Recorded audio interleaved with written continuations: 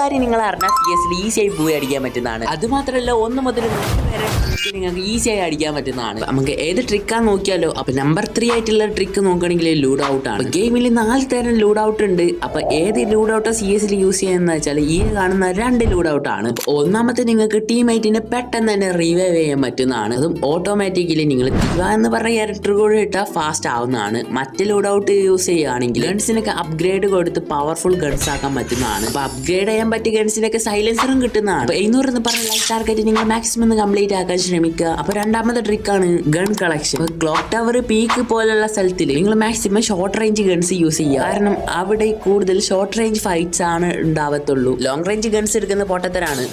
നിങ്ങൾ ഇതുവരെ എന്റെ ചാനൽ സബ്സ്ക്രൈബ് ചെയ്യാത്ത മച്ചപ്പെടുന്നെങ്കിൽ ഇപ്പൊ തന്നെ പോയി സബ്സ്ക്രൈബ് ചെയ്യുക. ഇങ്ങനെ പോയാലും നമുക്ക് 100K എത്താൻ പറ്റത്തില്ല. അപ്പൊ നിങ്ങൾ മാക്സിമം സപ്പോർട്ട് വേണം. അപ്പൊ ഇതാണ് നമ്മളെ പുതിയ സബ്സ്ക്രൈബേഴ്സ്. നിങ്ങളെ പേര് ഇതിലുണ്ടോ നോക്കുക. ഇല്ലെങ്കിൽ നിങ്ങൾ ഈ ഒരു ചാനൽ മറക്കാതെ സബ്സ്ക്രൈബ് ചെയ്യുക. നെക്സ്റ്റ് വീഡിയോയിൽ നിങ്ങൾ വരുന്നതാണ്.